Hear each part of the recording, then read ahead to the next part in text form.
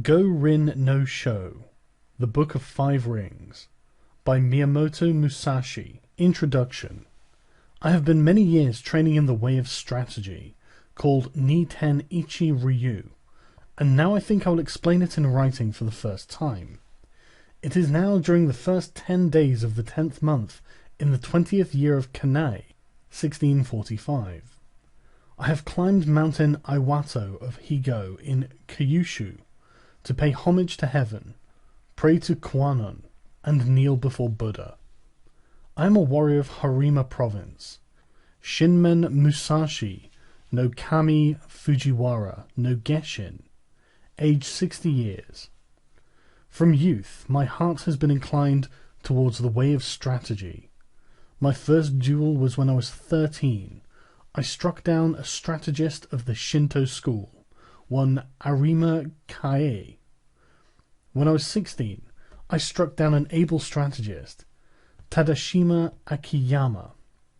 When I was 21, I went up to the capital and I met all manner of strategists, never once failing to win in many contests.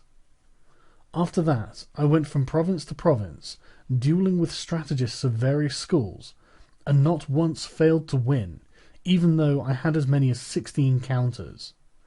This was between the ages of 13 and 28 or 29. When I reached 30, I looked back on my past. The previous victories were not due to my having mastered strategy. Perhaps it was natural ability, or the order of heaven, or that other schools' strategy was inferior. After that, I studied morning and evening, searching for the principle, and I came to realize the way of strategy when I was 50. Since then, I have lived without following any particular way. Thus, with the virtue of strategy, I practice many arts and abilities, all things with no teacher. To write this book, I did not use the law of Buddha or the teachings of Confucius, neither old war chronicles nor books on martial tactics. I take up my brush to explain the true spirit of this Ichi school, as it is mirrored in the way of heaven and Kwannon. The time is the night of the 10th day of the 10th month, at the hour of the tiger, 3 to 5 a.m. The Book of Earth. Strategy is the craft of the warrior. Commanders must enact the craft, and troopers should know this way. There is no warrior in the world today who really understands the way of strategy. There are various ways. This is the way of salvation by the law of Buddha, the way of Confucius governing by the way of learning, the way of healing as a doctor, as a poet teaching the way of waka, tea, archery, and many arts and skills. Each man practices as he feels inclined. It is said that the warrior's is the twofold way of pen and sword, and he should have a taste for both ways. Even if a man has no natural ability, he can be a warrior by sticking assiduously to both divisions of the way. Generally speaking, the way of the warrior is resolute acceptance of death. Although not only warriors but priests, women, peasants, and lowlier folk have been known to die readily in the cause of duty or out of shame, this is a different thing. The warrior is different in that studying the way of strategy is based on overcoming men. By victory gained in crossing swords with individuals, or in joining battle with large numbers, can we attain power and fame for ourselves or for our Lord. This is the virtue of strategy. The way of strategy. In China and Japan, practitioners of the way have been known as masters of strategy. Warriors must learn this way. Recently, there have been people getting on in the world as strategists, but they are usually just sword fencers. The attendants of the Kashima Kantori shrines of the province of Hitachi received instruction from the gods and made schools based on this teaching, traveling from country to country instructing men. This is a recent meaning of strategy. In olden times, strategy was listed among the 10 abilities and 7 arts as a beneficial practice. It was certainly an art, but as a beneficial practice, it was not limited to sword fencing. The true value of sword fencing cannot be seen within the confines of sword fencing technique. If we look at the world, we see arts for sale. Men use equipment to sell their own selves. As if with the nut and the flower, the nut has to become less than the flower. In this way of strategy, both those teaching and those learning the way are concerned with colouring and showing off their technique, trying to hasten the bloom of the flower. They speak of this dojo and that dojo. They are looking for profit. Someone once said, "Immature strategy is the cause of grief." That was a true saying. There are 4 ways in which men pass through life: as gentlemen, farmers, artisans, and merchants. The way of the farmer, using agricultural instruments, he sees springs through to autumns with an eye on the changes of the season. The second is the way of the merchant. The winemaker obtains his ingredients and puts them to use to make his living. The way of the merchant is always to live by taking profit. This is the way of the merchant. Thirdly, the gentleman warrior, carrying the weaponry of his way. The way of the warrior is to master the virtue of his weapons. So must he not have a little taste for this? Fourthly, the way of the artisan. The way of the carpenter is to become proficient in the use of his tools, first to lay his plans with true measure and then perform his work according to plan. Thus he passes through life. These are the 4 ways of the gentleman, the farmer, the artisan, and the merchant. Comparing the way of the carpenter to strategy. The comparison with carpentry is through the connection with houses. Houses of the nobility, houses of warriors, the 4 houses, ruin of houses, thriving of houses, the style of the house, the tradition of the house, and the name of the house. The carpenter uses a master plan of the building, and the way of strategy is similar in that there is a plan of campaign. If you want to learn the craft of war, ponder over this book. The teacher is as a needle, the disciple is as thread. You must practice constantly. Like the foreman carpenter, the commander must know natural rules, and the rules of the country, and the rules of houses. This is the way of the foreman. The foreman carpenter must know the architectural theory of towers and temples, and the plans of palaces, and must employ men to raise up houses. The way of the foreman carpenter is the same as the way of the commander of a warrior house. In the construction of houses, choice of woods is made. Straight, unknotted timber of good appearance is used for the revealed pillars.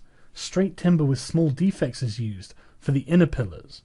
Timber of the finest appearance, even if a little weak, is used for the thresholds, lintels, and doors, and sliding doors, and so on. Good strong timber, though it be gnarled and knotted, can always be used discreetly in construction. Timber which is weak or knotted throughout should be used as scaffolding, and then later for firewood. The foreman carpenter allots his men work according to their ability. Floor layers, makers of sliding doors, thresholds and lintels, ceilings, and so on. Those of poor ability lay the floor joist, and those of lesser ability carve wedges, and do such miscellaneous work. If the foreman knows and deploys his men well, the finished work will be good. The foreman should take into account the abilities and limitations of his men, circulating among them and asking nothing unreasonable. He should know their morale and spirit, and encourage them where necessary. This is the same of the principle of strategy. The way of strategy. Like a trooper, the carpenter sharpens his own tools. He carries his equipment in his toolbox, and works under the direction of his foreman. He makes columns and girders with an axe, shapes floorboards and shelves with a plane. He cuts fine openwork and carvings accurately, giving as excellent a finish as his skill will allow. This is the craft of carpenters. When the carpenter becomes skilled and understands measures, he can become a foreman. The carpenter's attainment is, having tools which will cut well, to make small shrines, writing shelves, tables, paper lanterns, chopping boards, and pot lids. These are the specialities of the carpenter. Things are similar for the trooper. You ought to think deeply about this. The attainment of the carpenter is that his work is not warped, that the joints are not misaligned, and that the work is truly planned so that it will meet well and is not merely finished in sections. This is essential. If you want to learn this way, deeply consider the things written in this book one at a time. You must do sufficient research. Outline of the 5 books of this book of strategy.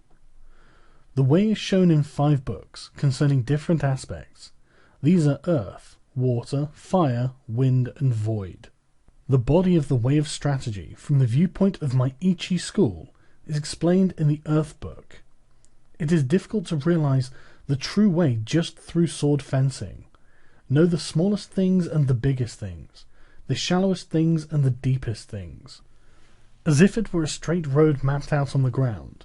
The first book is called the Earth Book. The second is the Water Book. With water as the basis, the spirit becomes like water. Water adopts the shape of its receptacle. It is sometimes a trickle, and sometimes a wild sea. Water has a clear blue color. By the clarity, things of Ichi school are shown in this book. If you master the principles of sword fencing, when you freely beat one man, you beat any man in the world. The spirit of defeating a man is the same for 10 million men. The strategist makes small things into big things, like building a great Buddha from 1-foot model. I cannot write in detail how this is done. The principle of strategy is having one thing to know 10,000 things. Things of Ichi school are written in this, the Water Book. The third is the Fire Book. This book is about fighting. The spirit of fire is fierce, whether the fire be small or big, and so it is with battles. The way of battles is the same for man-to-man fights, and for 10,000-a-side battles. You must appreciate that spirit can become big or small. What is big is easy to perceive. What is small is difficult to perceive. In short, it is difficult for large numbers of men to change position, so their movements can be easily predicted. An individual can easily change his mind, so his movements are difficult to predict. You must appreciate this. The essence of this book is that you must train night and day in order to make quick decisions. In strategy, it is necessary to treat training as a part of normal life, with your spirit unchanging. Thus, combat in battle is described in the Fire Book. Fourthly, the Wind Book. This book is not concerned with my Ichi school, but with other schools of strategy. By wind I mean old traditions, present-day traditions, and family traditions of strategy. Thus, I clearly explain the strategies of the world. This is tradition. It is difficult to know yourself if you do not know others. To all ways there are side tracks. If you study a way daily, and your spirit diverges, you may think you are obeying a good way, but objectively it is not the true way. If you are following the true way and diverge a little, this will later become a large divergence. You must realize this. Other strategies have come to be thought of as merely sword fencing, and it is not unreasonable that this should be so. The benefit of my strategy, although it includes sword fencing, lies in a separate principle. I have explained what is commonly meant by strategy in other schools, in the tradition (Wind Book). Fifthly, the Book of the Void. By void I mean that which has no beginning and no end. Attaining this principle means not attaining the principle. The way of strategy is the way of nature. When you appreciate the power of nature, knowing the rhythm of any situation, you will be able to hit the enemy naturally and strike naturally. All of this is the way of the void. I intend to show how to follow the true way according to nature in the Book of the Void. The name Ichi Ryu ni To, one school, two schools. Warriors, both commanders and troopers, carry 2 swords at their belt. In olden times, these were called the long sword and the sword. Now they are known as the sword and the companion sword. Let it suffice to say that in our land, whatever the reason, a warrior carries 2 swords at his belt. It is the way of the warrior. Nito Ichi Ryu shows the advantage of using both swords.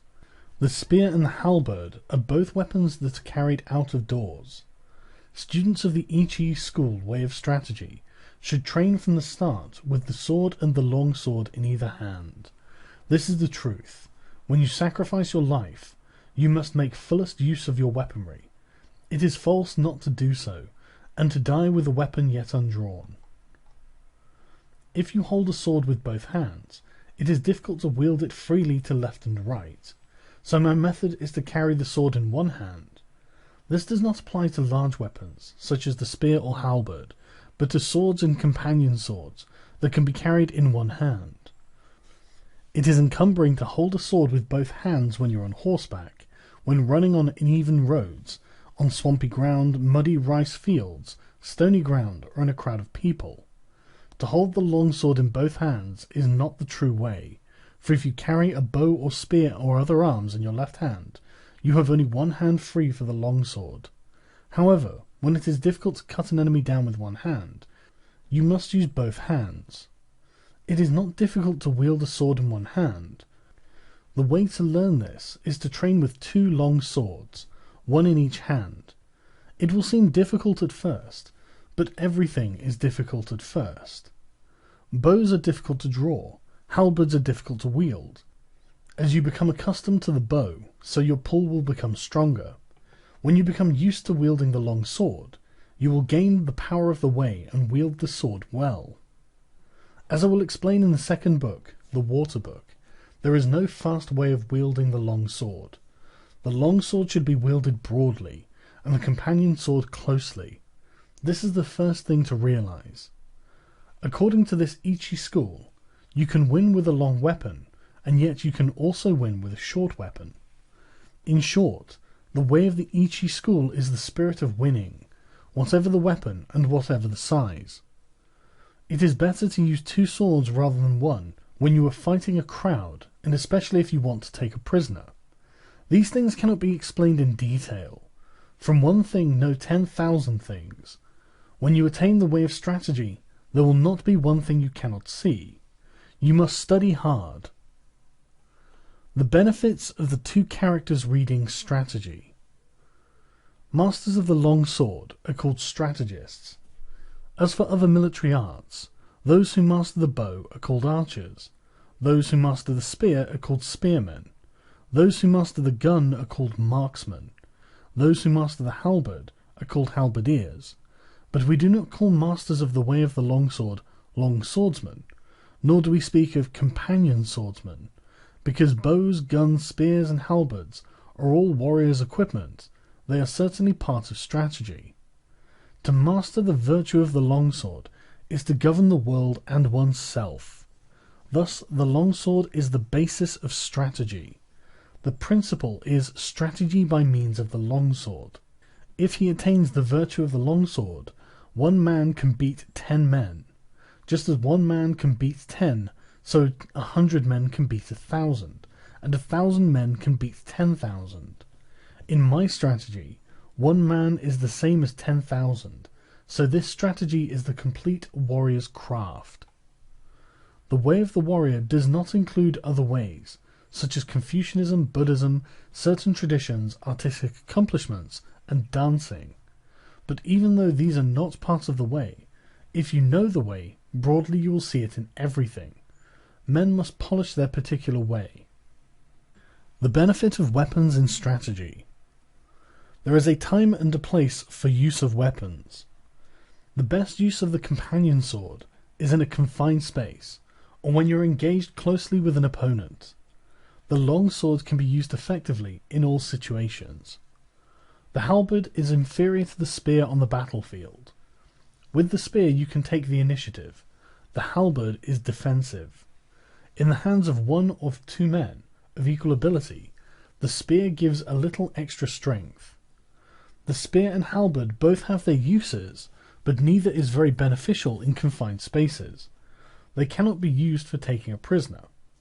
They are essentially weapons for the field. Anyways, if you learn indoor techniques, you will think narrowly and forget the true way. Thus you will have difficulty in actual encounters. The bow is tactically strong at the commencement of battle.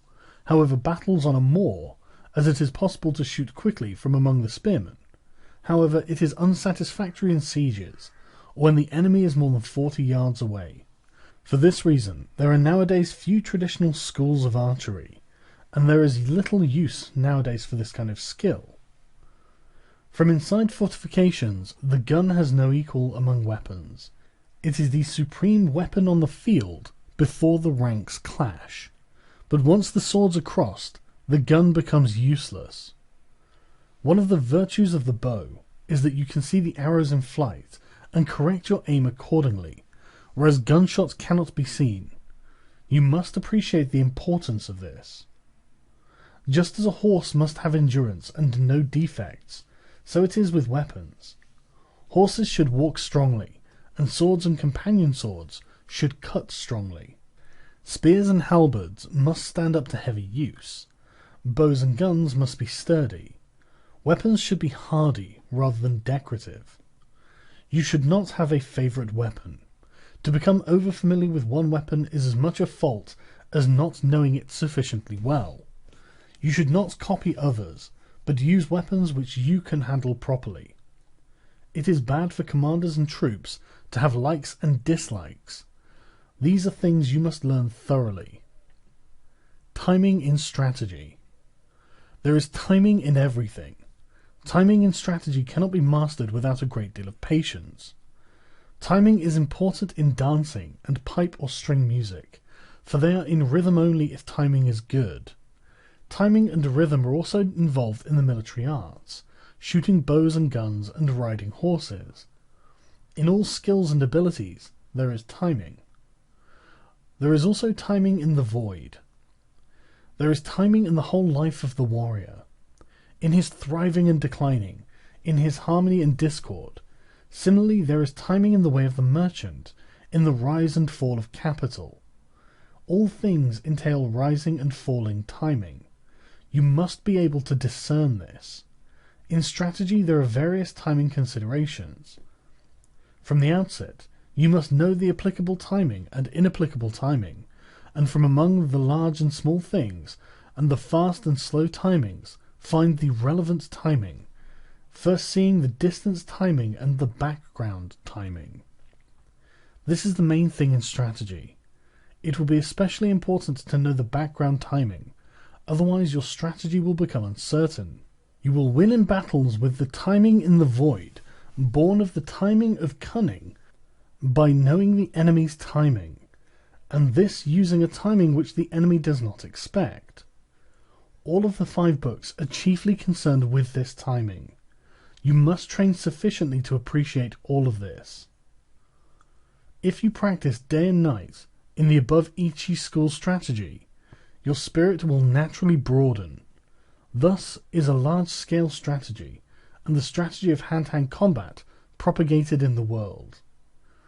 This is recorded for the first time in the 5 books of Earth, Water, Fire and Wind and Void. This is the way for men who want to learn my strategy. Do not think dishonestly. The way is in training. Become acquainted with every art. Know the ways of all professions. Distinguish between gain and loss in worldly matters. Develop intuitive judgment and understanding for everything. Perceive those things which cannot be seen. Pay attention even to trifles. Do nothing which is of no use. It is important to start by setting these broad principles in your heart and train in the way of strategy. If you do not look at these things on a large scale, it will be difficult for you to master strategy. If you learn and attain this strategy, you will never lose, even to 20 or 30 enemies. More than anything, to start with, you must set your heart on strategy and earnestly stick to the way. You will come to be able to actually beat men in fights, and to be able to win with your eye. Also, by training, you will be able to freely control your own body, conquer men with your body, and with sufficient training, you will be able to beat 10 men with your spirit. When you have reached this point, will it not mean that you are invincible? Moreover, in large-scale strategy, the superior man will manage many subordinates dexterously, bear himself correctly, govern the country and foster its people, thus preserving the ruler's discipline. If there is a way involving the spirit of not being defeated to help oneself and gain honor, it is the way of strategy. The second year of Shoho, 1645. The 5th month, the 12th day. The Water Book. The spirit of Ni-Ten Ichi school of strategy is based on water, and this water book explains the method of victory as the long sword form of the Ichi school. Language does not extend to explaining the way in detail, but it can be grasped intuitively. Study this book, read a word, then ponder on it. If you interpret the meaning loosely, you will mistake the way. The principles of strategy are written down here in terms of single combat, but you must think broadly so that you attain an understanding for 10,000-a-side battles. Strategy is different from other things, in that if you mistake the way even a little, you will become bewildered and fall into bad ways. If you merely read this book, you will not reach the way of strategy. Absorb the things written in this book. Do not just read, memorize, or imitate, but so that you may realize the principle from within your own heart, study hard to absorb these things into your body. Spiritual bearing in strategy. In strategy, your spiritual bearing must not be any different from normal. Both in fighting and in everyday life, you should be determined through calm. Meet the situation without tenseness, yet not recklessly. Your spirit settled, yet unbiased. Even when your spirit is calm, do not let your body relax. And when your body is relaxed, do not let your spirit slacken. Do not let your spirit be influenced by your body, or your body influenced by your spirit. Be neither insufficiently spirited, nor overly spirited. An elevated spirit is weak, and a low spirit is weak. Do not let the enemy see your spirit. Small people must be completely familiar with the spirit of large people, and large people must be familiar with the spirit of small people. Whatever your size, do not be misled by the reactions of your own body. With your spirit open and unconstricted, look at things from a high point of view. You must cultivate your wisdom and spirit. Polish your wisdom. Learn public justice. Distinguish between good and evil. Study the ways of different arts one by one. When you cannot be deceived by men, you will have realized the wisdom of strategy. The wisdom of strategy is different from other things. On the battlefield, even when you are hard-pressed, you should ceaselessly research the principles of strategy so that you can develop a steady spirit. Stance in strategy. Adopt a stance with the head erect, neither hanging down nor looking up, nor twisted. Your forehead and the space between your eyes should not be wrinkled. Do not roll your eyes or allow them to blink, but slightly narrow them. With your features composed, keep the line of your nose straight, with a feeling of slightly flaring your nostrils. Hold the line of the rear of your neck straight.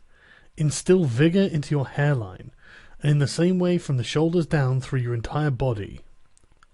Lower both shoulders, and without the buttocks jutting out, put strength into your legs from the knees to the tops of your toes. Brace your abdomen, so you do not bend at the hips. Wedge your companion sword in your belt against your abdomen, so the belt is not slack. This is called wedging in. In all forms of strategy, it is necessary to maintain the combat stance in everyday life, and to make your everyday stance your combat stance. You must research this well. The gaze in strategy. The gaze should be large and broad. This is the twofold gaze, perception and sight. Perception is strong and sight is weak. In strategy, it is important to see distant things as if they were close, and to take a distanced view of close things. It is important in strategy to know the enemy's sword, and not be distracted by insignificant movements of his sword. You must study this. The gaze is the same for single combat and for large-scale combat. It is necessary in strategy to be able to look to both sides without moving the eyeballs. You cannot master this ability quickly. Learn what is written here. Use this gaze in everyday life, and do not vary it, whatever happens. Holding the longsword. Grip the longsword with a rather floating feeling in your thumb and forefinger, with the middle finger neither tight nor slack, and with the last two fingers tight. It is bad to have play in your hands. When you take up the sword, you must feel intent on cutting the enemy. As you cut an enemy, you must not change your grip, and your hands must not cower. When you dash the enemy's sword aside, or ward it off, or force it down, you must slightly change the feeling in your thumb and forefinger. Above all, you must be intent on cutting the enemy in the way you grip your sword. The grip for combat and for sword testing is the same. There is no such thing as a man-cutting grip. Generally, I dislike fixedness in both long swords and hands. Fixedness means a dead hand. Pliability is a living hand. You must bear this in mind. Footwork. With the tips of your toes somewhat floating, tread firmly with your heels. Whether you move fast or slow, with large or small steps, your feet must always move as in normal walking. I dislike the three walking methods known as jumping foot, floating foot, and fixed steps. So-called yin-yang foot is important to the way. Yin-yang foot means not moving only one foot. It means moving your feet left-right and right-left when cutting, withdrawing, or warding off a cut. You should not move one foot preferentially. The 5 attitudes. The 5 attitudes are upper, middle, lower, right side, and left side. These are the 5. Although attitude has these 5 dimensions, the one purpose of them all is to cut the enemy.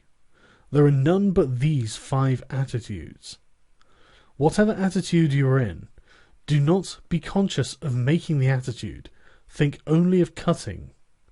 Your attitude should be large or small, according to the situation. Upper, lower, and middle attitudes are decisive. Left side and right side attitudes are fluid.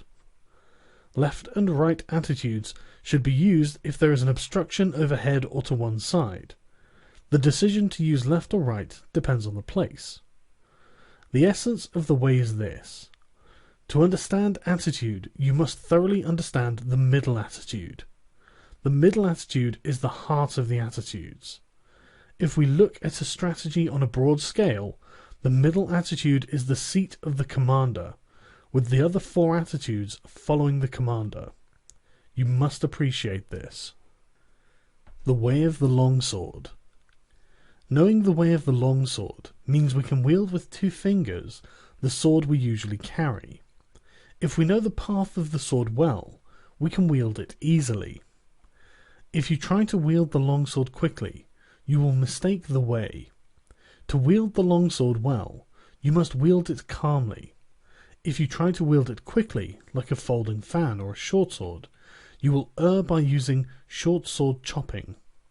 You cannot cut a man with a longsword using this method. When you have cut downwards with the longsword, lift it straight upwards. When you cut sideways, return the sword along the sideways path. Return the sword in a reasonable way, always stretching the elbows broadly. Wield the sword strongly. This is the way of the sword. If you learn to use the 5 approaches of my strategy, you will be able to wield a sword well. You must train constantly. The 5 approaches. The first approach is the middle attitude. Confront the enemy with the point of your sword against his face. When he attacks, dash his sword to the right and ride it. Or, when the enemy attacks, deflect the point of his sword by hitting downwards. Keep your long sword where it is, and as the enemy renews the attack, cut his arms from below. This is the first method. The 5 approaches are this kind of thing. You must train repeatedly using a longsword in order to learn them. When you master my way of the long sword, you will be able to control any attack the enemy makes. I assure you, there are no attitudes other than the 5 attitudes of the longsword of Ni-To. In the second approach with the longsword, from the upper attitude, cut the enemy just as he attacks. If the enemy evades the cut, keep your sword where it is, and, scooping from below, cut him as he renews the attack. It is possible to repeat the cut from here. In this method, there are various changes in timing and spirit. You will be able to understand this by training in the Ichi school. You will always win with the 5 longsword methods. You must train repeatedly. In the third approach, adopt the lower attitude, anticipating scooping up. When the enemy attacks, hit his hands from below. As you do so, he may try to hit your sword down. If this is the case, cut his upper arms horizontally with a feeling of crossing. This means that from the lower attitudes, you hit the enemy at the instant that he attacks. You will encounter this method often, both as a beginner and in later strategy. You must train holding a long sword. In the fourth approach, adopt the left side attitude. As the enemy attacks, hit his hands from below. If, as you hit his hands, he attempts to dash down your sword, with the feeling of hitting his hands, parry the path of his long sword and cut across from above your shoulder. This is the way of the long sword. Through this method you win by parrying the line of the enemy's attack. You must study this. In the fifth approach, the sword is in the right side attitude. In accordance with the enemy's attack, cross your sword from below at the side to the upper attitude, then cut straight from above. This method is essential for knowing the way of the longsword well. If you can use this method, you can freely wield a heavy long sword. I cannot describe in detail how to use these 5 approaches. You must become well acquainted with my In Harmony with the Longsword way, learn large-scale timing and understand the enemy's longsword, and become used to the 5 approaches from the outset. You will always win by using these 5 methods, with various timing considerations discerning the enemy's spirit. You must consider all of this carefully. The attitude, no attitude teaching. Attitude, no attitude means there is no need for what are known as long sword attitudes. Even so, attitudes exist as the 5 ways of holding the long sword. However you hold the sword, it must be in such a way that it is easy to cut the enemy well, in accordance with the situation, the place, and your relation to the enemy. From the upper attitude, as your spirit lessens, you can adopt the middle attitude, and from the middle attitude you can raise the sword a little in your technique and adopt the upper attitude. From the lower attitude you can raise the sword a little and adopt the middle attitudes as the occasion demands.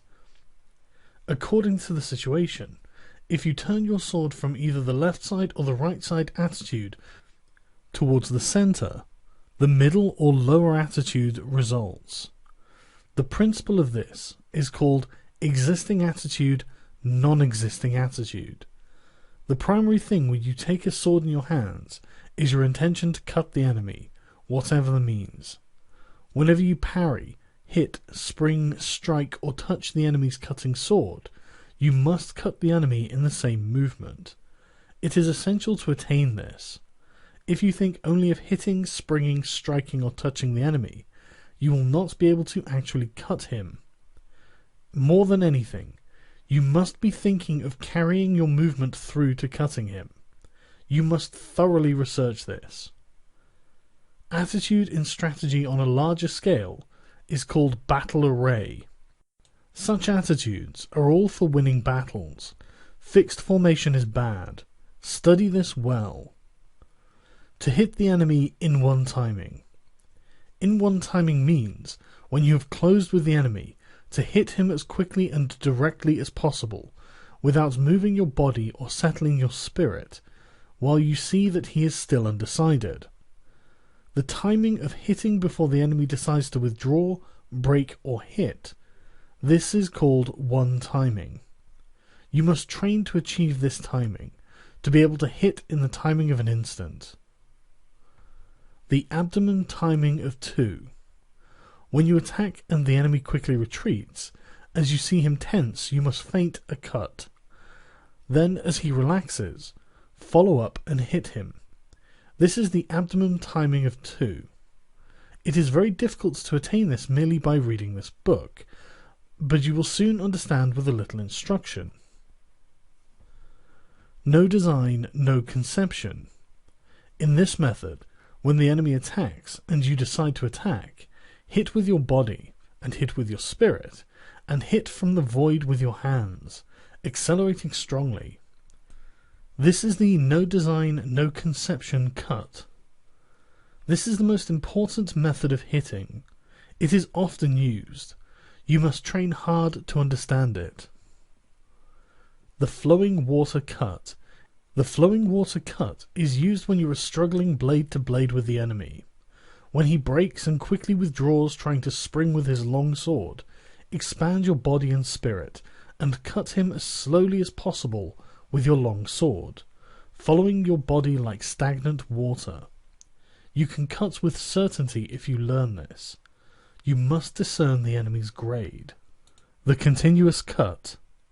When you attack and the enemy also attacks, and your swords spring together in one action, cut his head, hands, and legs. When you cut several places with one sweep of the long sword, it is called the continuous cut.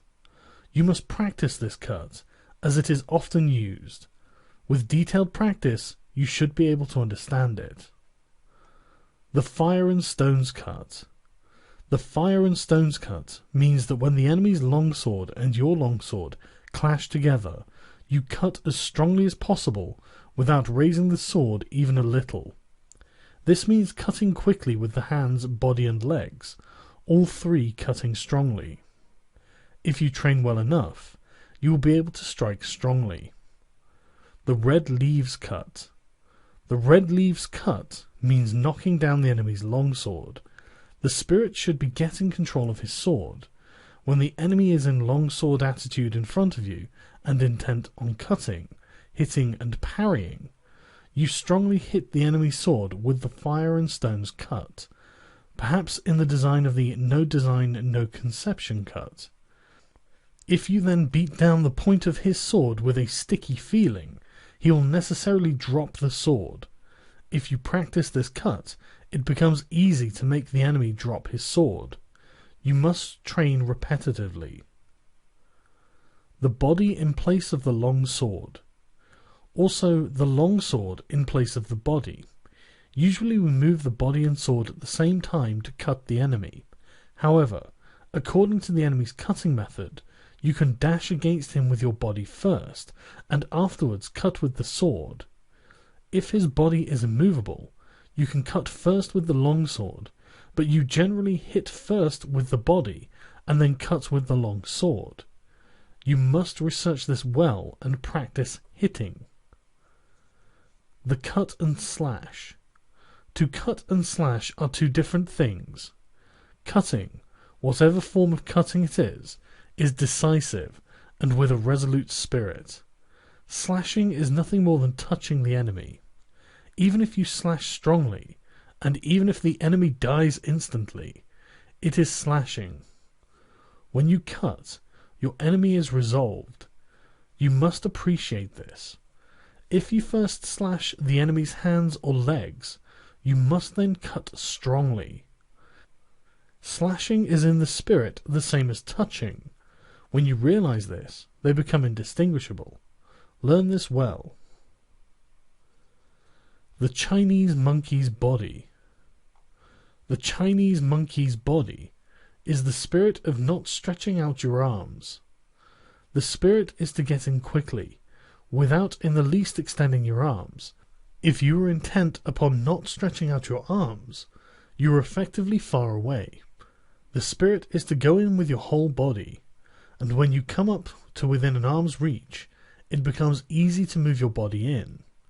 You must research this well. The glue and lacquer emulsion body. The spirit of glue and lacquer emulsion body is to stick to the enemy and not separate from him. When you approach the enemy, stick firmly with your head, body and legs. People tend to advance their head and legs quickly, but their body lags behind. You should stick firmly so that there is not the slightest gap between the enemy's body and your body. You must consider this carefully. To strive for height. By to strive for height is meant when you close with the enemy, to strive with him for superior height without cringing. Stretch your legs, stretch your hips, stretch your neck face to face with him. When you think you have won, and you are the higher, thrust in strongly. You must learn this. To apply stickiness. When the enemy attacks, and you also attack with the long sword, you should go in with a sticky feeling and fix your long sword against the enemy's as you receive his cut. The spirit of stickiness is not hitting very strongly, but hitting so that the long swords do not separate easily. It is best to approach as calmly as possible when hitting the enemy's long sword with stickiness. The difference between stickiness and entanglement is that stickiness is firm and entanglement is weak. You must appreciate this. The body strike. The body strike means to approach the enemy through a gap in his guard. The spirit is to strike him with your body. Turn your face a little aside and strike the enemy's breast with your left shoulder thrust out. Approach with a spirit of bouncing the enemy away, striking as strongly as possible in time with your breathing. If you achieve this method of closing with the enemy, you will be able to knock him 10 or 20 feet away. It is possible to strike the enemy until he is dead. Train well. 3 ways to parry his attack. There are 3 methods to parry a cut. First, by dashing the enemy's long sword to your right, as if thrusting at his eyes, or when he makes an attack. Or, to parry by thrusting the enemy's long sword towards his right eye, with the feeling of snipping his neck. Or, when you have a short long sword, without worrying about parrying the enemy's long sword, to close with him quickly, thrusting at his face with your left hand. These are the 3 ways of parrying. You must bear in mind that you can always clench your left hand and thrust at the enemy's face with your fist. For this it is necessary to train well. To stab at the face. To stab at the face means that when you are in a confrontation with the enemy, that your spirit is intent on stabbing at his face, following the line of the blades with the point of your longsword. If you are intent on stabbing at his face and body will become rideable. When the enemy becomes rideable, there are various opportunities for winning. You must concentrate on this. When fighting and the enemy's body becomes rideable, you can win quickly, so you ought not to forget to stab at the face. You must pursue the value of this technique through training. To stab at the heart. To stab at the heart means, when fighting, and there are obstructions above or to the sides, and wherever it is difficult to cut, to thrust at the enemy. You must stab at the enemy's breast without letting the point of your longsword waver, showing the enemy the ridge of the blade square on, and with the spirit of deflecting his longsword. The spirit of this principle is often useful when we become tired or for some reason our longsword will not cut. You must understand the application of this method. To scold, tut tut. Scold means that when the enemy tries to countercut you as an attack, you countercut again from below as if thrusting at him, trying to hold him down. With very quick timing you cut, scolding the enemy, thrust up, tut, and cut, tut. This timing is encountered time and time again in an exchange of blows. The way to scold tut tut is to time the cut simultaneously with raising your longsword as if to thrust the enemy. You must learn this through repetitive practice. The smacking parry. By smacking parry, it is meant that when you clash swords with the enemy, you meet his attacking cut on your longsword with a T-dum rhythm, smacking his sword and cutting him. The spirit of the smacking parry is not parrying or smacking strongly, but smacking the enemy's longsword in accordance with his attacking cut, primarily intent on quickly cutting him. If you understand the timing of smacking, however hard your longswords clash together, your sword point will not be knocked back even a little. You must research sufficiently to realize this. There are many enemies. There are many enemies applies when you are fighting one against many. Draw both sword and companion sword, and assume a wide-stretched left and right attitude. The spirit is to chase the enemies around from side to side, even though they come from all four directions. Observe their attacking order, and go to meet first those who attack first. Sweep your eyes around broadly, carefully examining the attacking order, and cut left and right alternately with your swords. Waiting is bad. Always quickly reassume your attitudes to both sides. Cut the enemies down as they advance, crushing them in the direction from which they attack. Whatever you do, you must drive the enemy together, as if tying a line of fishes, and when they are seen to be piled up, cut them down strongly without giving them room to move. The advantage when coming to blows. You can know how to win through strategy with the longsword, but it cannot be clearly explained in writing. You must practice diligently in order to understand how to win. Oral tradition. The true way of strategy is revealed in the longsword. One cut. You can win with certainty with the spirit of one cut. It is difficult to attain this if you do not learn strategy well.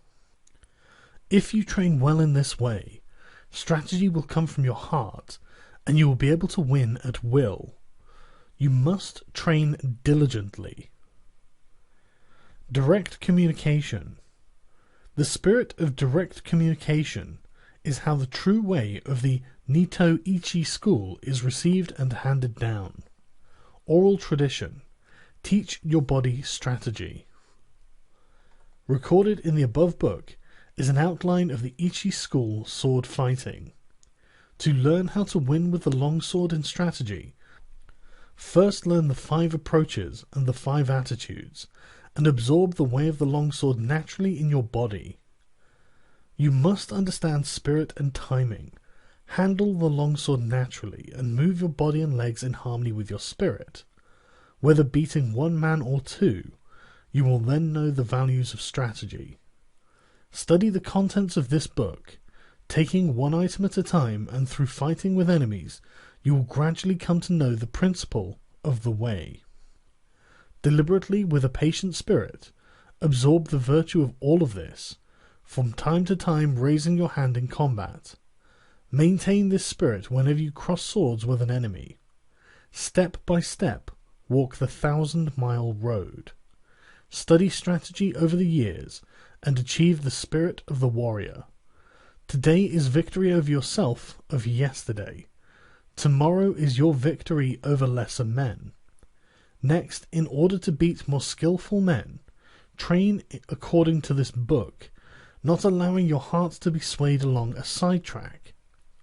Even if you kill an enemy, if it is not based on what you have learned, it is not the true way. If you attain this way of victory, then you will be able to beat several tens of men. What remains is sword fighting ability, which you can attain in battles and duels. The 2nd year of Shouho, the 12th day of the 5th month, 1645. The Fire Book. In this, the Fire Book of the Nito Ichi school of strategy, I describe fighting as fire. In the first place, people think narrowly about the benefit of strategy. By using only their fingertips, they only know the benefit of 3 of the 5 inches of the wrist. They let a contest be decided, as with the folding fan, merely by the span of their forearms. They specialize in the small matter of dexterity, learning such trifles as hand and leg movements with the bamboo practice sword. In my strategy, the training for killing enemies is by the way of many contests, fighting for survival, discovering the meaning of life and death, learning the way of the sword, judging the strength of attacks and understanding the way of the edge and the ridge of the sword. You cannot profit from small techniques, particularly when full armor is worn. My way of strategy is the sure method to win when fighting for your life, 1 man against 5 or 10. There is nothing wrong with the principle 1 man can beat 10, so 1,000 men can beat 10,000. You must research this. Of course, you cannot assemble 1,000 or 10,000 men for everyday training, but you can become a master of strategy by training alone with a sword, so that you can understand the enemy's strategies, his strength and resources, and come to appreciate how to apply strategy to beat 10,000 enemies. Any man who wants to master the essence of my strategy must research diligently, training morning and evening. Thus he can polish his skill, become free from self, and realize extraordinary ability. He will come to possess miraculous power. This is the practical result of strategy. Depending on the place. Examine your environment. Stand in the sun, that is, take up an attitude with the sun behind you. If the situation does not allow this, you must try to keep the sun on your right side. In buildings, you must stand with the entrance behind you or on your right. Make sure that your rear is unobstructed, and make sure there is free space on your left, your right side being occupied with your sword attitude. At night, if the enemy can be seen, keep the fire behind you and the entrance to your right, and otherwise take up your attitude as above. You must look down on the enemy and take up your attitude on slightly higher places. For example, the camisa in a house is thought of as a high place. When the fight comes, always endeavour to chase the enemy around to your left side. Chase him towards awkward places, and try to keep him with his back to awkward places. When the enemy gets into an inconvenient position, do not let him look around, but conscientiously chase him around and pin him down. In houses, chase the enemy into the thresholds, lintels, doors, verandas, pillars, and so on, again not letting him see his situation. Always chase the enemy into bad footholds, obstacles at the side, and so on, using the virtues of the place to establish predominant positions from which to fight. You must research and train diligently in this. The 3 methods to forestall the enemy. The first is to forestall him by attacking. This is called Ken no Sen, to set him up. Another method is to forestall him as he attacks. This is called Tai no Sen, to wait for the initiative. The other method is when you and the enemy attack together. This is called Tai no Sen, to accompany him and forestall him. There are no methods of taking the lead other than these 3, because you can win quickly by taking the lead. It is one of the most important things in strategy. There are several things involved in taking the lead. You must make the best of the situation, see through the enemy's spirit, so that you grasp his strategy and defeat him. It is impossible to write about this in detail. The first Ken no Sen. When you decide to attack, must keep calm and dash in quickly, forestalling the enemy, or you can advance seemingly strongly, but with a reserved spirit, forestalling him with the reserve. Alternately, advance with as strong a spirit as possible, and when you reach the enemy, move with your feet a little quicker than normal, unsettling him and overwhelming him sharply. Or, with your spirit calm, attack with a feeling of constantly crushing the enemy, from first to last. The spirit is to win in the depths of the enemy. These are all Ken no Sen. The second Tai no Sen. When the enemy attacks, remain undisturbed but feign weakness. As the enemy reaches you, suddenly move away, indicating that you intend to jump aside, then dash in, attacking strongly as soon as you see the enemy relax. This is one way. Or, as the enemy attacks, attack more strongly, taking advantage of the resulting disorder in his timing to win. This is the Tai no Sen principle. The third Tai no Sen. When the enemy makes a quick attack, you must attack him strongly and calmly. Aim for his weak point as he draws near, and strongly defeat him. Or, if the enemy attacks calmly, you must observe his movement and, with your body floating, join in with his movements as he draws near. Move quickly and cut him strongly. This is Tai no Sen. These things cannot be clearly explained in words. You must research what is written here. In these three ways of forestalling, you must judge the situation. This does not mean that you always attack first, but if the enemy attacks first, you can lead him around. In strategy, you have effectively won when you forestall the enemy, so you must train well to attain this. To hold down a pillow. To hold down a pillow means not allowing the enemy's head to rise. In contests of strategy, it is bad to be led about by the enemy.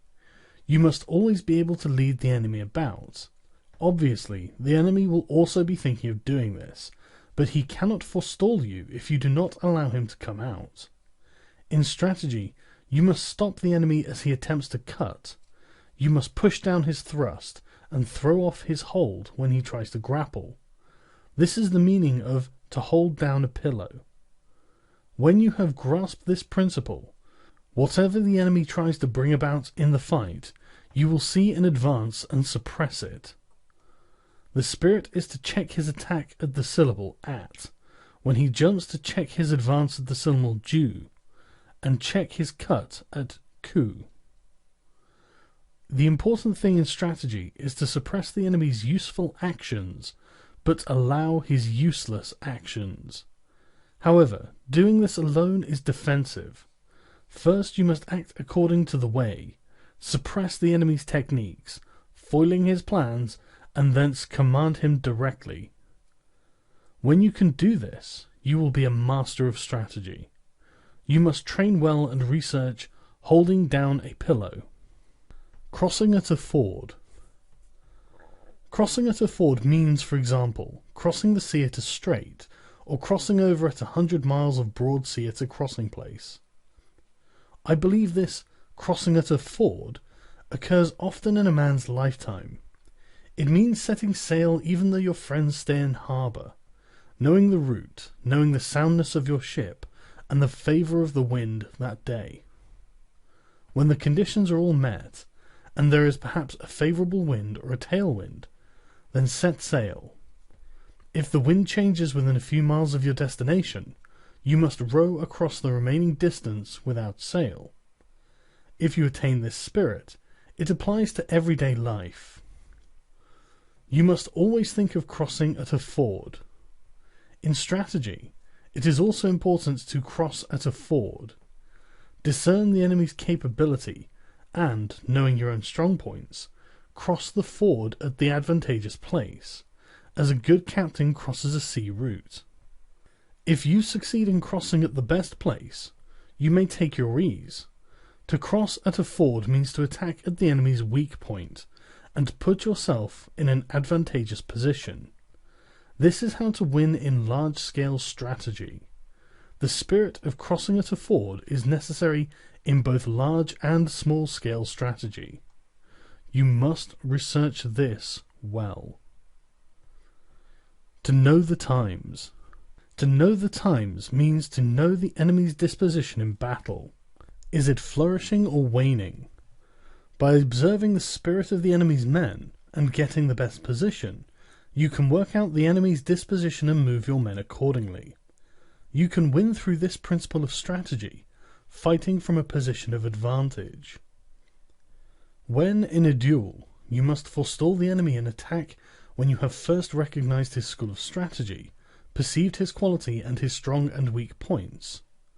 Attack in an unsuspected manner, knowing his meter and modulation, and the appropriate timing. Knowing the times means, if your ability is high, seeing right into things. If you are thoroughly conversant with strategy, you will recognize the enemy's intentions, and thus have many opportunities to win. You must sufficiently study this. To tread down the sword. To tread down the sword is a principle often used in strategy. First in large-scale strategy, when the enemy first discharges bows and guns, and then attacks. It is difficult for us to attack if we are busy loading powder into our guns or notching our arrows. The spirit is to attack quickly, while the enemy is still shooting with bows or guns. The spirit is to win by treading down as we receive the enemy's attack. In single combat, we cannot get a decisive victory by cutting, with a T-dum feeling. In the wake of the enemy's attacking longsword, we must defeat him at the start of his attack, in the spirit of treading him down with the feet, so that he cannot rise again to the attack. Treading does not simply mean treading with the feet. Tread with the body, tread with the spirit, and of course, tread and cut with the longsword. You must achieve the spirit of not allowing the enemy to attack a second time. This is the spirit of forestalling in every sense. Once at the enemy, you should aspire not just to strike him, but to cling after the attack. You must study this deeply. To know collapse. Everything can collapse. Houses, bodies, and enemies collapse when their rhythm becomes deranged. In large-scale strategy, when the enemy starts to collapse, you must pursue him without letting the chance go. If you fail to take advantage of your enemy's collapse, they may recover. In single combat, the enemy sometimes loses timing and collapses. If you let this opportunity pass, he may recover, and not be so negligent thereafter. Fix your eye on the enemy's collapse, and chase him, attacking so that you do not let him recover. You must do this. The chasing attack is with a strong spirit. You must understand utterly how to cut down the enemy. To become the enemy. To become the enemy means think yourself into the enemy's position. In the world, people tend to think of a robber trapped in a house as a fortified enemy. However, if we think of becoming the enemy, we feel that the whole world is against us, and there is no escape. He who is shut inside is a pheasant. He who enters to a rest is a hawk. You must appreciate this. In large-scale strategy, people are always under the impression that the enemy is strong, and so tend to become cautious. But if you have good soldiers, and if you understand the principles of strategy, and if you know how to beat the enemy, there is nothing to worry about. In single combat, also, you must put yourself in the enemy's position. If you think, here is a master of the way, who knows the principles of strategy, then you will surely lose. You must consider this deeply. To release four hands. To release four hands is used when you and the enemy are contending with the same spirit, and the issue cannot be decided. Abandon this spirit and win through an alternative resource. In large-scale strategy, when there is a four hands spirit, do not give up. It is man's existence. Immediately throw away this spirit and win with a technique the enemy does not expect. In single combat also, when we think we have fallen into the four hands situation, we must defeat the enemy by changing our mind and applying a suitable technique according to his condition. You must be able to judge this. To move the shade. To move the shade is used when you cannot see the enemy's spirit. In large-scale strategy, when you cannot see the enemy's position, indicate that you are about to attack strongly to discover his resources. It is easy then to defeat him with a different method once you see his resources. In single combat, if the enemy takes up a rear or side attitude of the longsword so that you cannot see his intention, make a feint attack, and the enemy will show his longsword, thinking he sees your spirit.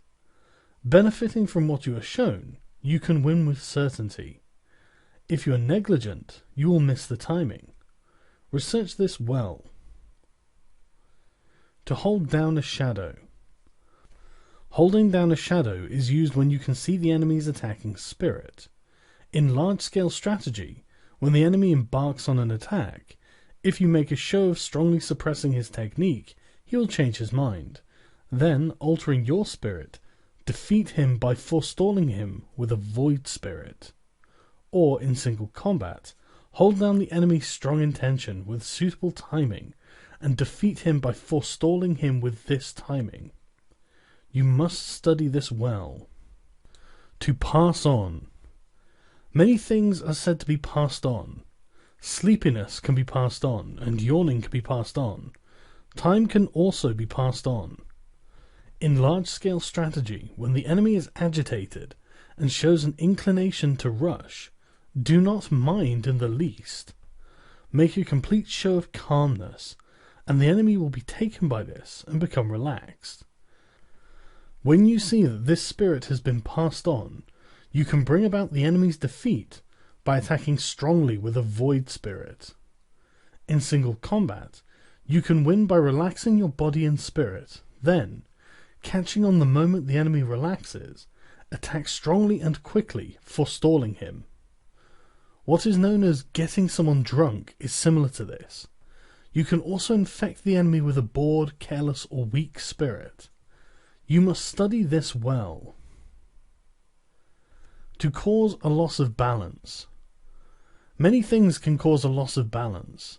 One cause is danger, another is hardship, and another is surprise. You must research this. In large-scale strategy, it is important to cause a loss of balance. Attack without warning, where the enemy is not expecting it. While his spirit is undecided, follow up your advantage and, having the lead, defeat him. Or, in single combat, start by making a show of being slow, and then suddenly attack strongly. Without allowing him space to breathe to recover or from the fluctuation of the spirit, you must grasp the opportunity to win.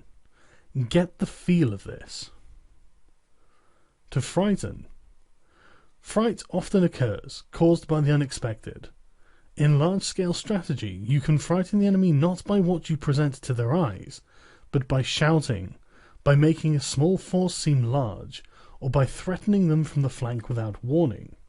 All of these things frighten. You can win by making best use of the enemy's frightened rhythm.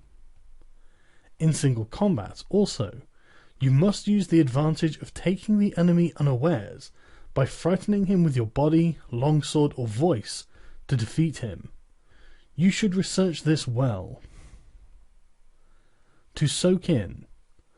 When you have come to grips and are striving together with the enemy, and you realize that you cannot advance, you soak in and become one with the enemy. You can win by applying a suitable technique while you are mutually entangled.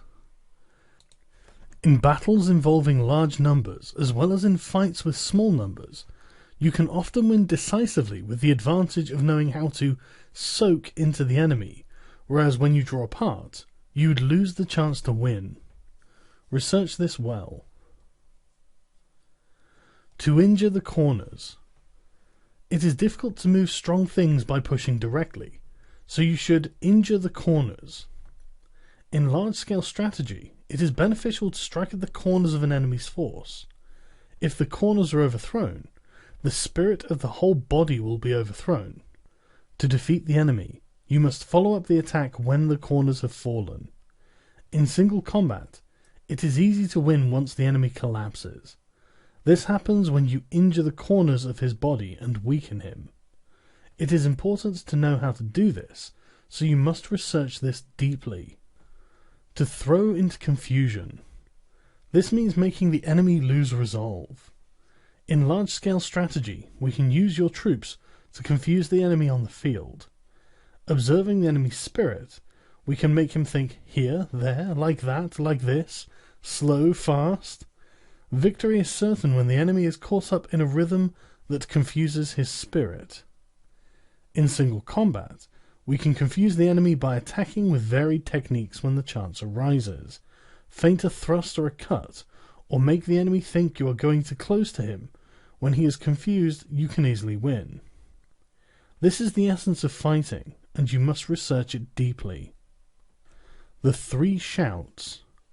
The three shouts are divided thus: before, during, and after. Shout according to the situation. The voice is a thing of life. We shout against fires and so on, against the wind and the waves. The voice shows energy. In large-scale strategy, at the start of the battle, we shout as loudly as possible. During the fight, the voice is low-pitched, shouting out as we attack. After the contest, we shout in the wake of our victory. These are the three shouts. In single combat, we make as if to cut and shout "Ay!" at the same time to disturb the enemy. Then in the wake of our shout, we cut with the longsword. We shout after we have cut down the enemy. This is to announce victory. This is called sen go no ko, before and after voice. We do not shout simultaneously with flourishing the longsword. We shout during the fight to get into rhythm. Research this deeply. To mingle.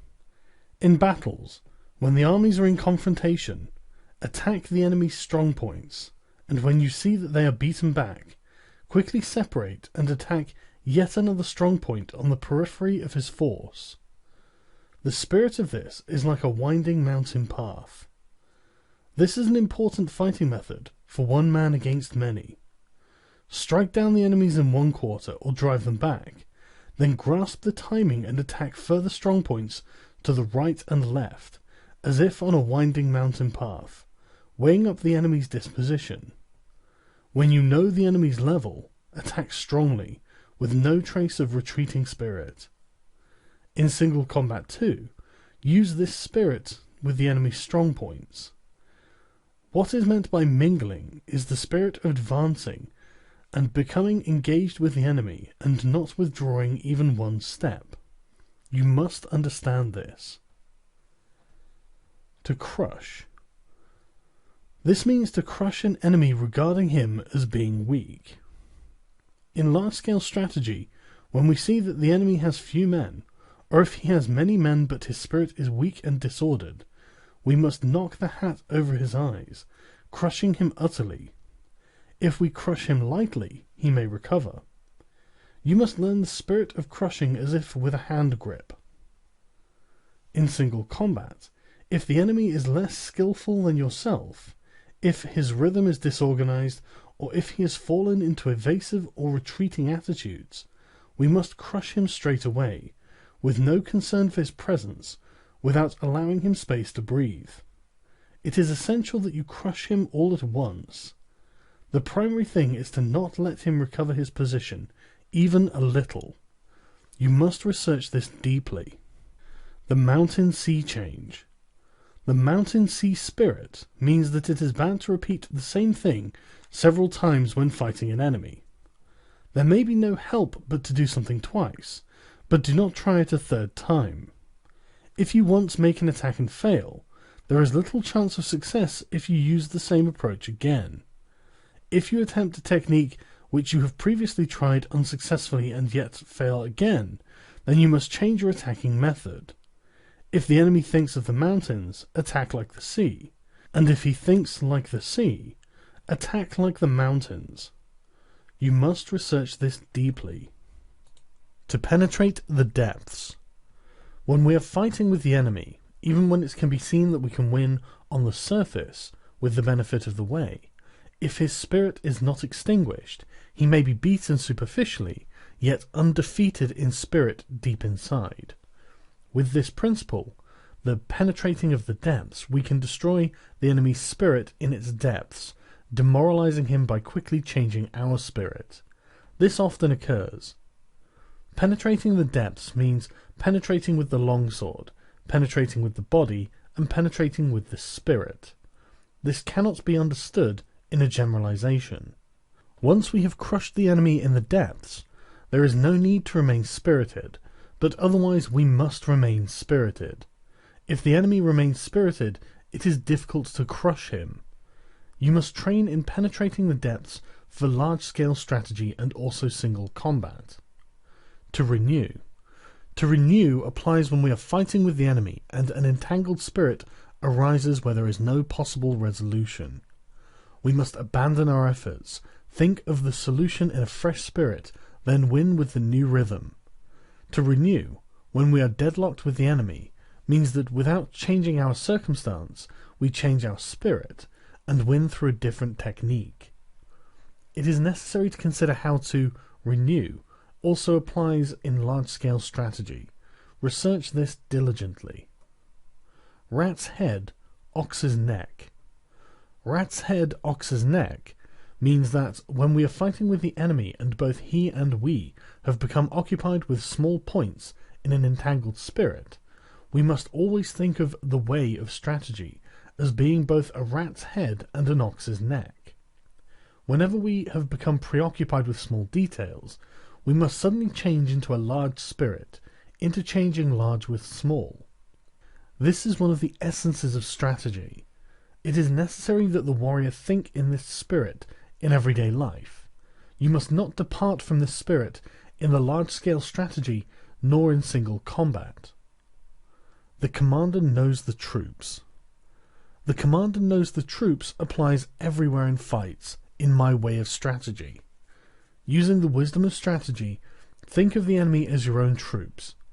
When you think in this way, you can move him at will and will be able to chase him around. You become the general, and the enemy becomes your troops. You must master this. To let go the hilt. There are various kinds of spirit involved in letting go the hilt. There is the spirit of winning without a sword. There is also the spirit of holding the longsword but not winning. The various methods cannot be expressed in writing. You must train well. The body of a rock. When you have mastered the way of strategy, you can suddenly make your body like a rock, and 10,000 things cannot touch you. This is the body of a rock. You will not be moved. Oral tradition. What is recorded above has been constantly on my mind about Ichi school sword fencing, written down as it came to me. This is the first time I have written about my technique, and the order of things is a bit confused. It is difficult to express it clearly. This book is a spiritual guide for the man who wishes to learn the way. My heart has been inclined to the way of strategy from my youth onwards. I have devoted myself to training my hand, tempering my body, and attaining my many spiritual attitudes of sword fencing. If we watch men of other schools discussing theory and concentrating on techniques with the hands, even though they seem skillful to watch, they have not the slightest true spirit. Of course, men who study in this way think they are training the body and spirit, but it is an obstacle to the true way, and its bad influence remains forever. Thus, the true way of strategy is becoming decadent and dying out. The true way of sword fencing is the craft of defeating the enemy in a fight, and nothing other than this. If you attain and adhere to the wisdom of my strategy, you need never doubt that you will win. The 2nd year of Shoho, the 5th month, the 12th day, 1645. The Wind Book. In strategy you must know the ways of other schools, and so I have written about various other traditions of strategy in the Wind Book. Without knowledge of the ways of other schools, it is difficult to understand the essence of my Ichi school. Looking at other schools, we find that some specialize in techniques of strength using extra long swords. Some schools study the way of the short sword, known as the kodachi. Some schools teach dexterity in large numbers of sword techniques, teaching attitudes of the sword as the surface and the way as the interior. That none of these are the true way I show clearly in the interior of this book, all the vices and virtues and rights and wrongs. My Ichi school is different. Other schools make accomplishments of their means of livelihood, growing flowers and decoratively colouring articles in order to sell them. This is definitely not the way of strategy. Some of the world's strategists are concerned only with sword fencing, and limit their training to flourishing the longsword and carriage of the body. But is dexterity alone sufficient to win? This is not the essence of the way.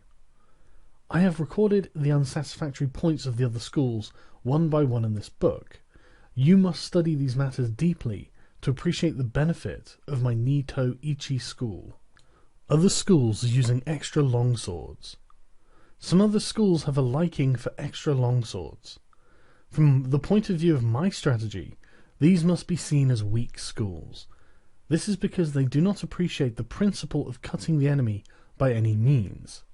Their preference is for the extra long sword, and, relying on the virtue of its length, they think to defeat the enemy from a distance. In this world it is said, 1 inch gives the hand advantage. But these are the idle words of one who does not know strategy. It shows the inferior strategy of a weak spirit, that men would be dependent on the length of their sword, fighting from a distance, without the benefit of strategy. I expect that there is a case for the school in question liking extra long swords, as a part of its doctrine, but as we compare this with real life, it is unreasonable.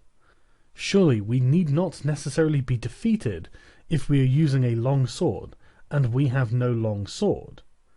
It is difficult for these people to cut the enemy when at close quarters, because of the length of the long sword. The blade path is large, so the long sword is an encumbrance, and they are at a disadvantage compared to the man armed with a short companion sword. From olden times it has been said, "Great and small go together." So do not unconditionally dislike extra long swords. What I dislike is the inclination towards the long sword. If we consider large-scale strategy, we can think of large forces in terms of long swords, and small forces as short swords. Cannot few men give battle against many? There are many instances of few men overcoming many.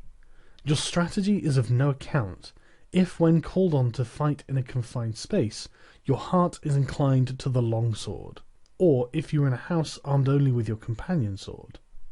Besides, some men have not the strength of others. In my doctrine, I dislike preconceived narrow spirit. You must study this well. The strong longsword spirit in other schools.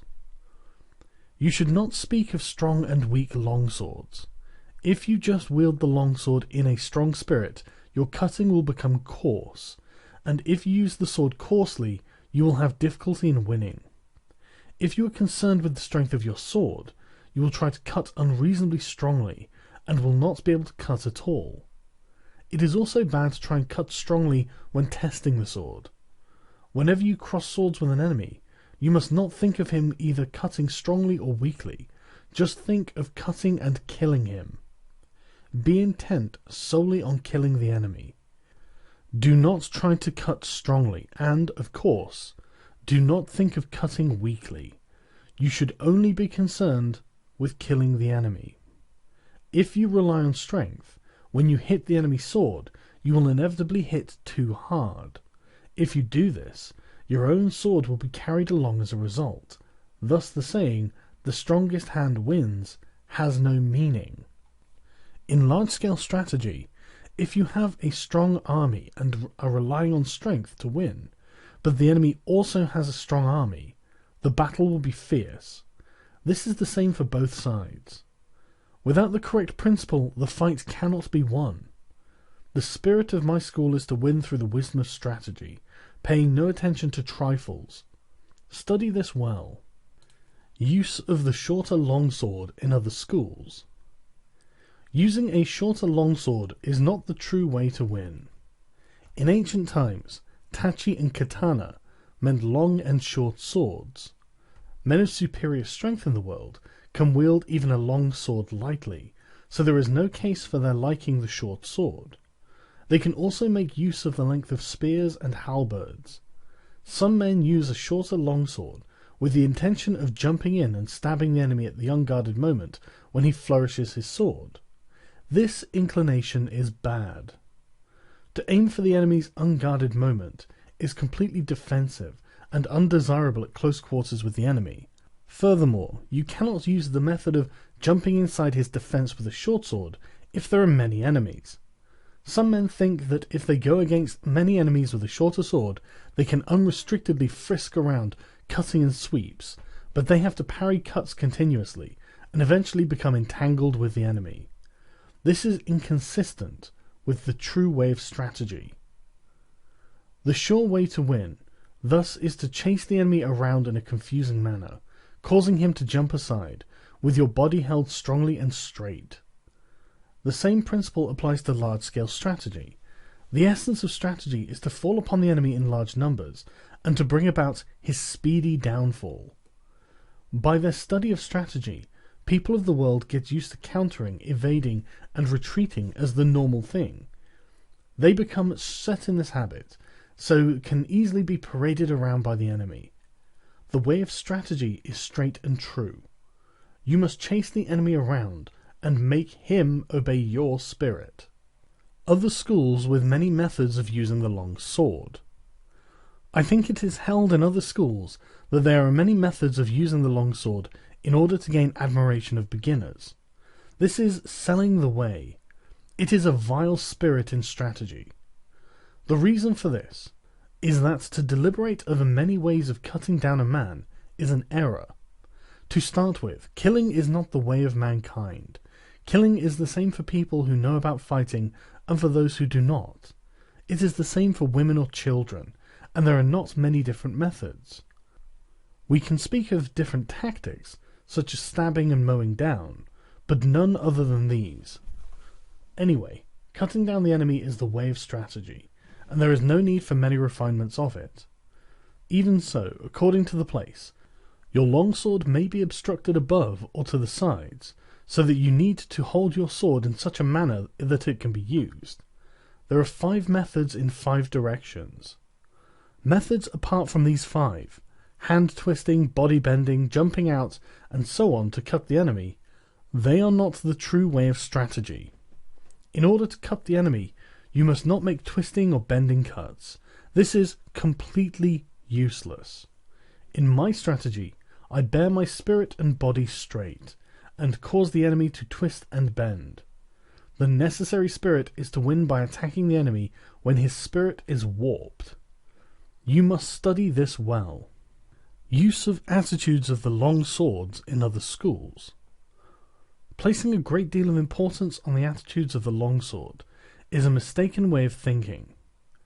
What is known in the world as attitude applies when there is no enemy. The reason is that this has been a precedent since ancient times, that there should be no such thing as this is the modern way to do it, dueling. You must force the enemy into inconvenient situations. Attitudes are for situations in which you are not to be moved. That is, for garrisoning castles, battle array, and so on, showing the spirit of not being moved even by a strong assault. In the way of dueling, however, you must always be intent upon taking the lead and attacking. Attitude is the spirit of awaiting an attack. You must appreciate this. In duels of strategy, you must move the opponent's attitude. Attack where his spirit is lax, throw him into confusion, irritate and terrify him. Take advantage of the enemy's rhythm when he is unsettled and you can win. I dislike the defensive spirit known as attitude. Therefore, in my way, there is something called attitude no attitude. In large-scale strategy, we deploy our troops for battle bearing in mind our strength, observing the enemy's numbers, and noting the details of the battlefield. This is at the start of the battle. The spirit of attacking is completely different from the spirit of being attacked. Bearing an attack well, with a strong attitude, and parrying the enemy's attack well, is like making a wall of spears and halberds. When you attack the enemy, your spirit must go to the extent of pulling the stakes out of a wall and using them as spears and halberds. You must examine this well. Fixing the eyes in other schools. Some schools maintain that the eyes should be fixed on the enemy's longsword. Some schools fix the eye on the hands. Some fix the eyes on the face, and some fix the eyes on the feet, and so on. If you fix the eyes on these places, your spirit can become confused, and your strategy thwarted. I will explain this in detail. Footballers do not fix their eyes on the ball, but by good play on the field, they can perform well. When you become accustomed to something, you are not limited to the use of your eyes. People such as master musicians have the music score in front of their nose, or flourish the sword in several ways when they have mastered the way, but this does not mean that they fix their eyes on these things specifically, or when they make pointless movements of the sword. It means that they can see naturally. In the way of strategy, when you have fought many times, you will be easily able to appraise the speed and position of the enemy's sword.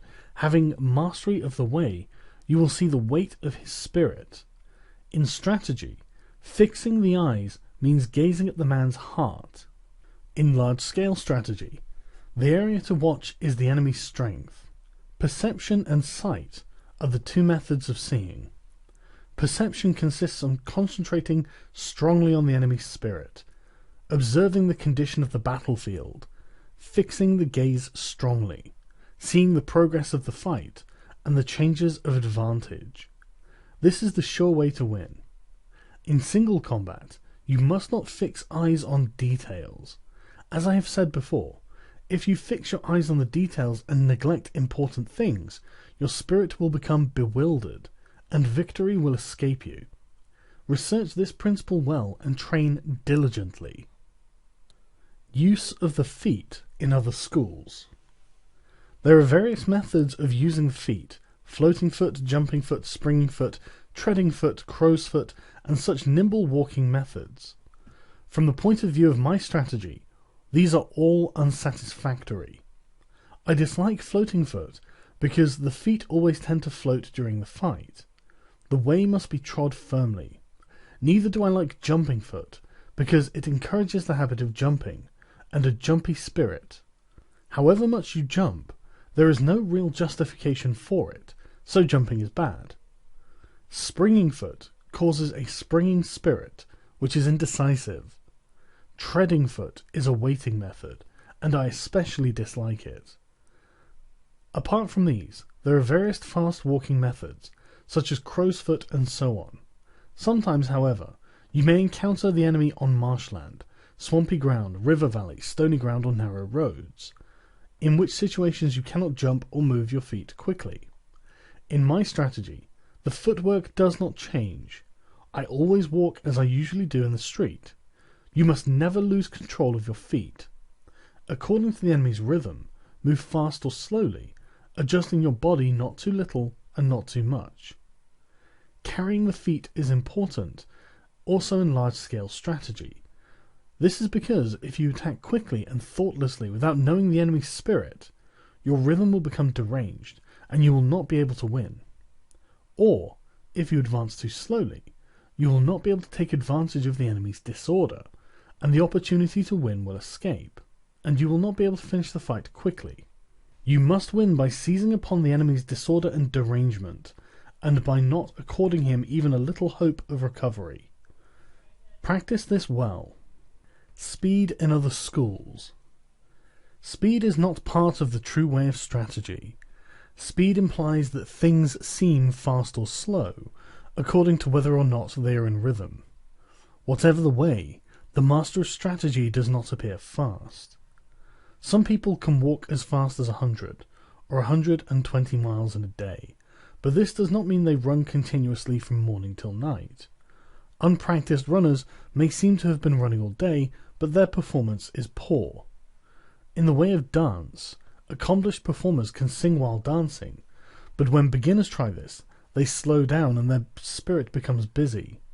The old pine tree melody, beaten on a leather drum, is tranquil, but when beginners try this, they slow down and their spirit becomes busy. Very skillful people can manage a fast rhythm, but it is bad to beat hurriedly. If you try to beat too quickly, you will get out of time. Of course, slowness is bad. Really skillful people never get out of time, and are always deliberate, and never appear busy. From this example, the principle can be seen.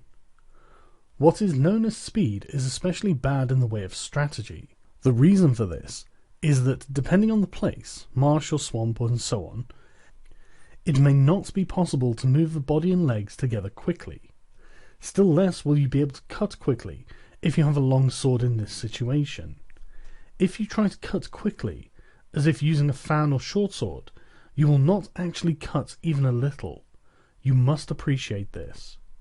In large-scale strategy also, a fast, busy spirit is undesirable. The spirit must be that of holding down a pillow, when you will not even be a little late. When your opponent is hurrying recklessly, you must act contrarily, and keep calm. You must not be influenced by the opponent. Train diligently to attain this spirit. Interior and surface in other schools. There is no interior nor surface in strategy. The artistic accomplishments usually claim inner meaning and secret tradition, and interior and gait, but in combat there is no such thing as fighting on the surface, or cutting with the interior.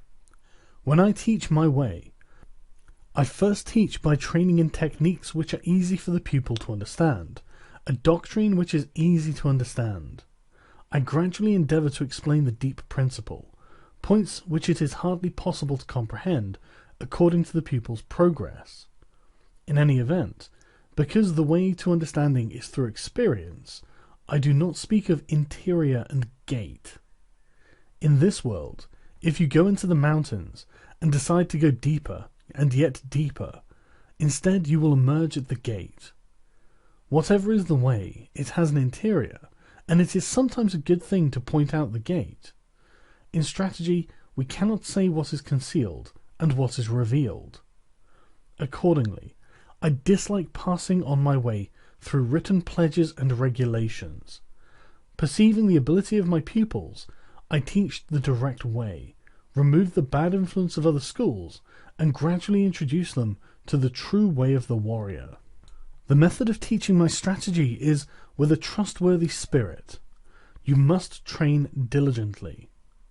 I have tried to record an outline of the strategy of other schools in the above 9 sections. I could now continue by giving a specific account of these schools, one by one, from the gates to the interior, but I have intentionally not named the schools or their main points. The reason for this is that different branches of schools give different interpretation of the doctrines. Inasmuch as men's opinions differ, so there must be differing ideas on the same matter. Thus, no one man's conception is valid for any school. I have shown the general tendencies of other schools on 9 points. If we look at them from an honest viewpoint, we will see that people always tend to like long swords or short swords, and become concerned with strength in both large and small matters. You can see why I do not deal with the gates of other schools. In my Ichi school of the longsword, there is neither gate nor interior. There is no inner meaning in sword attitudes. You must simply keep your spirit true to realize the virtue of strategy. 12th day of the 5th month of the 2nd year of Shoho, 1645. The Book of the Void. The Ni-to-Ichi way of strategy is recorded in this, the Book of the Void. What is called the Spirit of the Void is where there is nothing. It is not included in man's knowledge. Of course, the void is nothingness. By knowing things that exist, you can know that which does not exist. This is the void.